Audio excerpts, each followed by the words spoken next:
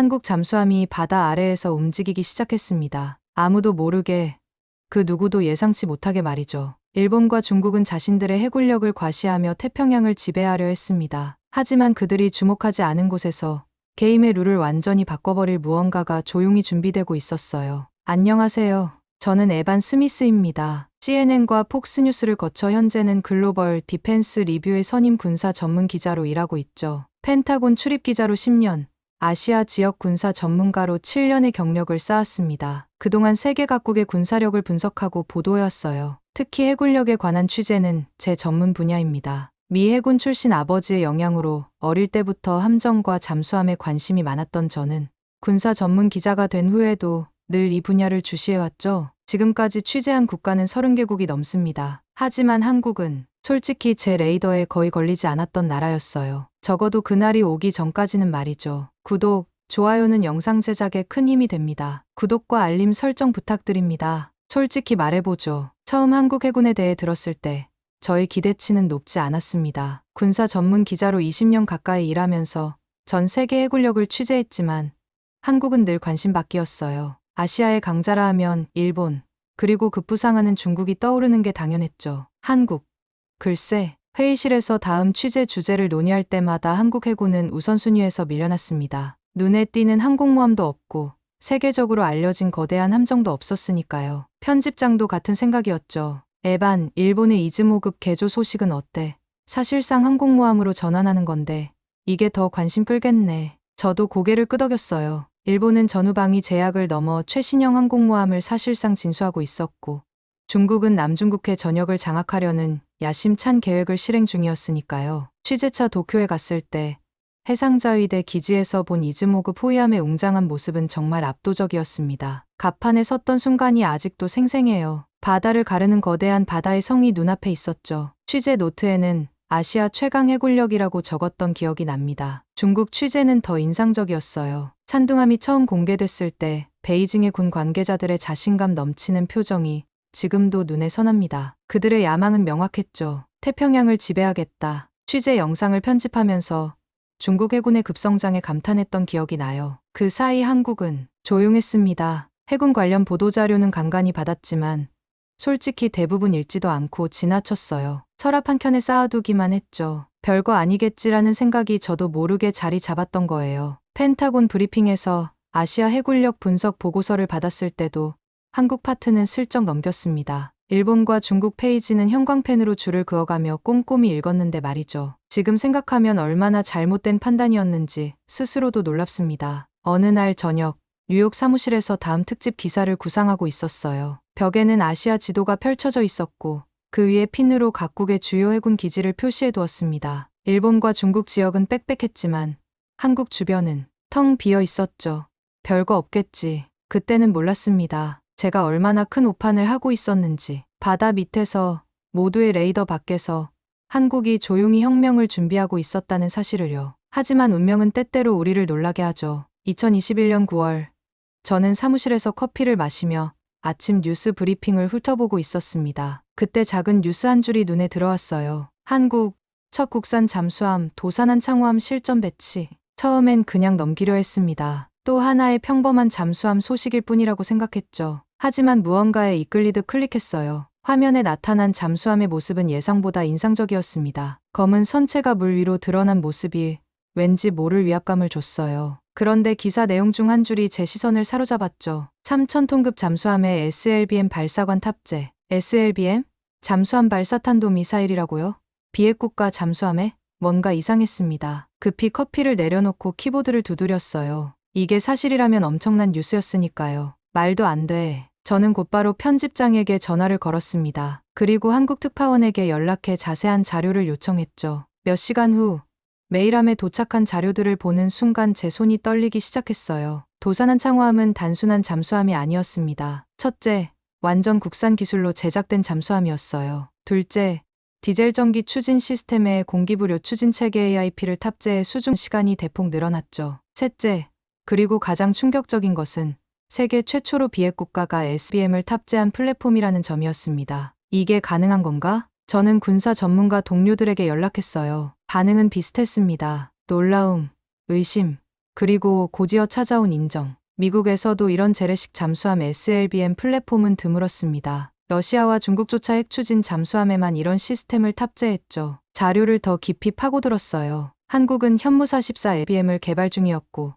실제 시험 발사에 성공했다는 정보가 있었습니다. 차거리 800km 이상, 이동형 발사대 기술을 적용했다는 내용도 있었어요. 이는 북한뿐 아니라 주변국 모두에게 상당한 위협이 될 수 있는 전력이었죠. 밤새도록 자료를 분석했습니다. 모니터 빛에 눈이 피로해져도 멈출 수 없었어요. 커피만 6잔을 마셨습니다. 그러면서 계속 같은 생각이 머릿속을 맴돌았죠. 한국이 조용히 이런 걸 만들어냈다고? 다음 날 아침 제 데스크에는 한국 잠수함에 관한 자료들이 산더미처럼 쌓여 있었습니다. 저는 편집장을 찾아갔어요. 그는 제 얼굴만 보고도 알아챘죠. 뭔가 대단한 거 찾았군. 고개를 끄덕였습니다. 목소리가 흥분으로 떨렸어요. 한국 잠수함입니다. 우리가 완전히 놓친 게임 체인저예요. SLBM 발사 시뮬레이션 영상을 보는 순간 아시아 바다의 지형도가 바뀌고 있다는 것을 직감했습니다. 한국은 더 이상 해군력의 변방이 아니었어요. 그들은 조용히 그러나 확실하게 게임의 룰을 바꾸고 있었죠. 이제 저는 도산한 창호함에 완전히 매료되었습니다. 한국으로 직접 날아가기로 결심했죠. 서울에 도착한 다음 날 해군본부에서 특별 브리핑을 받을 기회가 있었어요. 물론 민감한 군사 정보는 공개되지 않았지만 그들이 보여준 자료만으로도 충분했습니다. 도산한 창호함은 단순한 잠수함이 아닙니다. 브리핑을 진행하던 한국해군 소령의 말이 아직도 귓가에 맴돕니다. 그가 보여준 시뮬레이션은 충격적이었어요. 도산한 창호함은 바닷속을 조용히 헤엄치는 치명적인 사신이었습니다. 소음이 극도로 낮아 탐지가 거의 불가능했죠. 특수 코팅 기술로 기존 소나에 잘 포착되지 않았어요. 적의 레이더망을 완전히 피해 작전 구역에 진입할 수 있습니다. 저는 노트북에 빠르게 메모를 남겼죠. 손가락이 키보드 위에서 춤을 추듯 움직였어요. 이건 단순한 기사거리가 아니었습니다. 한반도를 넘어 동북아 전체의 전략적 균형을 바꿀 수 있는 이야기였죠. 다시 뉴욕으로 돌아와 아시아 지도를 펼쳤습니다. 이번엔 도산한 창호함의 잠재적 작전 반경을 표시했어요. 붉은 원이 도쿄, 베이징, 블라디보스토크를 모두 포함했죠. 머릿속으로 시나리오를 그려봤습니다. 만약 한국이 SLB 발사한다면 도쿄나 베이징처럼 인구 밀집 지역까지 불과 10분 안에 도달할 수 있었어요. 그것도 상대방이 알아채기도 전에 말이죠. 전략적으로 이건 게임 체인저였습니다. 저녁 늦게까지 자료를 분석하며 생각했어요. 왜 세계는 이 변화를 주목하지 않는 걸까? 제가 처음 한국 해군을 무시했던 것처럼 다른 이들도 같은 실수를 하고 있었죠. 다음 날 퍼시픽 커맨드의 전직 사령관과 전화 인터뷰를 했습니다. 처음엔 회의적이던 그도 자료를 검토한 후 생각이 바뀌었어요. 이건 우리가 생각해야 할 문제야. 에반, 한국이 갖게 될 전략적 지위가 완전히 달라질 거야. 해군 전문가들과의 화상회의도 비슷한 결론에 도달했습니다. 한국은 더 이상 미국의 보호가 필요한 약소국이 아니었어요. 그들은 자체 방어 능력을 크게 강화했고 이제 영내 강국들과 전략적으로 대등한 위치에 서게 되었죠. 펜타곤 출입기자 시절 친분이 있던 해군 제독에게도 연락했습니다. 그의 말이 상황을 정확히 요약했어요. 아시아의 해양 판도가 조용히, 완전히 바뀌고 있어. 저는 밤새 기사를 썼습니다. 모니터 앞에서 손가락이 키보드를 두드리는 소리만 방을 채웠어요. 창밖으로 뉴욕의 불빛이 빛나는 동안 머릿속엔 깊은 바닷속을 조용히 움직이는 검은 실루엣이 그려졌죠. 도산 안창호함, 누구도 예상치 못한 물속의 사신, 아시아의 새로운 게임 체인저. 기사의 제목을 고민하다 마침내 결정했습니다. 바다의 그림자 한국 잠수함이 아시아 전략 지형도를 다시 그린다. 제 기사가 온라인에 실리자마자 반응은 폭발적이었습니다. 편집장은 아침 회의에서 제 어깨를 두드렸죠. 에반, 히트작이야. 서버가 트래픽을 감당하지 못할 정도라고. 24시간 내에 100만 뷰를 넘겼습니다. 이건 군사 전문 기사로는 이례적인 수치였어요. 소셜미디어에서는 한국 잠수함에 관한 토론이 뜨겁게 달아올랐죠. 곧이어 CNN, BBC, 알자지라까지 연락이 왔습니다. 인터뷰 요청이었어요. CNN 스튜디오에 앉았을 때 진행자의 얼굴에서 진지함이 느껴졌습니다. 에반 스미스 씨, 한국 잠수함이 정말 아시아 해군력의 판도를 바꿀 수 있을까요? 카메라를 똑바로 보며 대답했습니다. 이미 바꾸고 있습니다. 전략가들이 처음엔 믿지 않았지만 이젠 현실로 받아들이고 있어요. 인터뷰가 끝난 후 휴대폰이 쉴 새 없이 울렸습니다. 세계 각국의 언론에서 연락이 왔어요. 그리고 가장 흥미로웠던 건 일본과 중국 언론들의 반응이었죠. 도쿄의 NHK는 프로그램을 준비하고 있었습니다. 아시아 해양 안보의 새로운 도전이라는 제목이었어요. 그들은 저를 도쿄로 초청했죠. 스튜디오에 들어서자 긴장감이 느껴졌습니다. 일본의 유명 군사 전문가들이 모여 있었어요. 스미스 씨, 일본 해상자위대의 가장 위협적인 존재는 누구입니까? 주저없이 대답했습니다. 현재로선 중국이겠지만 향후 10년 안에는 한국 잠수함 전력이 가장 까다로운 상대가 될 겁니다. 스튜디오가 잠시 조용해졌어요. 이어진 토론에서 일본 전문가들의 표정이 심각했습니다. 그들의 목소리에서 불안감이 묻어났죠. 한국 잠수함이 가장 두렵다. 탐지하기가 거의 불가능하기 때문이다. 중국의 반응은 더 흥미로웠습니다. 상하이에서 열린 해양안보 포럼에 초청받았어요. 중국 전문가들은 공개적으로는 한국 기술을 평가절하했지만 비공식 자리에서는 다른 이야기를 했습니다. 우리도 한국 기술 발전에 놀랐습니다. 특히 소음 감소 기술은 주목할 만해요. 한 중국 장성이 저에게 비밀스럽게 털어놓았죠. 북경은 이미 남중국해 방어 전략을 재검토하고 있습니다. 한국 잠수함을 고려해서요. 러시아 언론도 뒤늦게 관심을 보였습니다. 블라디보스토크 해군 기지 관계자와의 인터뷰에서 놀라운 말을 들었어요. 우리는 수년간 한국을 주시해왔습니다. 그들의 기술 발전 속도는 경이롭습니다. 세계가 한국 해군에 주목하는 동안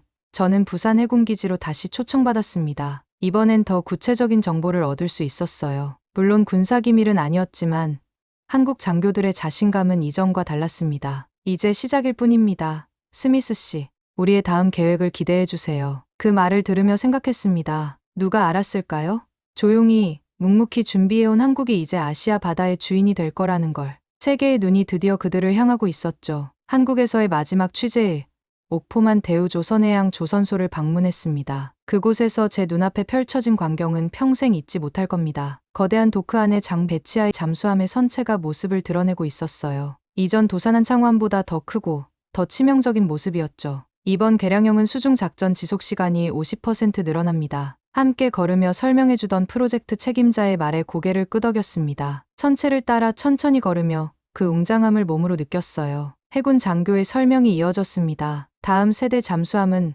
완전 자율 시스템을 탑재할 예정입니다. 인공지능 기반 위협 감지 체계도 들어갑니다. 메모를 하며 질문했죠. 한국은 핵추진 잠수함 개발 계획이 있나요? 장교는 미소만 지었습니다. 직접적인 답변은 아니었지만 그 표정에서 많은 것을 읽을 수 있었어요. 한국은 이미 그 길을 가고 있을지도 모른다는 생각이 들었습니다. 조선소를 떠나는 길에 선착장에 잠시 멈춰섰어요. 바다를 바라보며 깊은 감동이 밀려왔습니다. 지난 수십 년간 한국은 세계 최고의 조선 기술을 발전시켜왔어요. 그 기술력이 이제 군사 영역으로 완벽하게 전환되고 있었죠. 결코 우연이 아니었습니다. 서울로 돌아와 국방연구원 전문가와 만났습니다. 그는 한국 해군의 미래 계획에 대해 충격적인 이야기를 들려주었어요. 2030년까지 우리는 아시아에서 가장 현대화된 해군이 될 겁니다. 일본과 중국도 우리를 쉽게 무시하지 못할 거예요. 수상함뿐 아니라 수중 전력도 세계 최고 수준으로 끌어올릴 계획이죠. 호텔 방으로 돌아와 취재 내용을 정리하며